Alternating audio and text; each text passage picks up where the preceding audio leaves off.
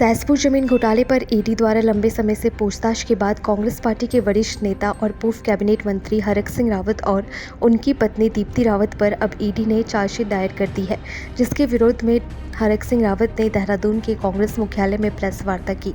इस बीच हरक सिंह रावत ने कहा कि ये पूरी तरह फर्जीवाड़ा है और अगर 1% भी मैं गलत साबित हो गया तो मैं राजनीति से संन्यास ले लूँगा।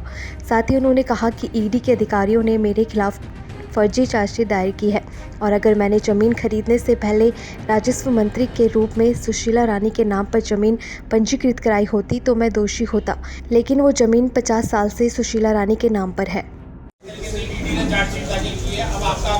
मैंने चार्जशीट, इनके फर्जी चार्जशीट है, इनकी फर्जी चार्जशीट है।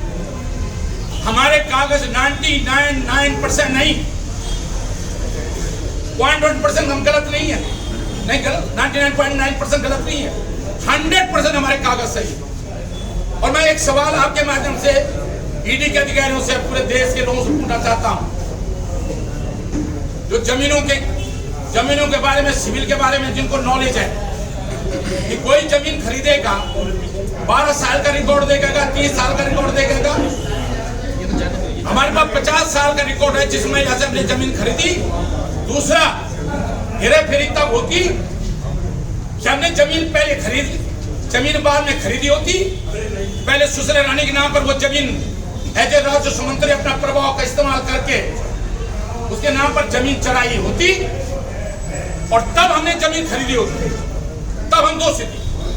8.209 हेक्टेयर भूमि सुशीला रानी के नाम पर 60 के बाद जब जमींदारी में जमीन मर्ज होगी, उसकी 20 हेक्टेयर लैंड उसके नाम पर तब से थी। बाद में कुछ जमीन जो बंजर रही वो बाद में 92 में मर्ज हुई और 92 से 8.209 हेक्टेयर भूमि उसके नाम पर दर्ज थी। जब 2002 में हमने रजिस्ट्री करी, दाखिल ने तब भी, और 31 मार्च 2004 को भी। आपको मेरे पास भी रिकॉर्ड है, आप तहसील से रिकॉर्ड ले लो। देवभूमि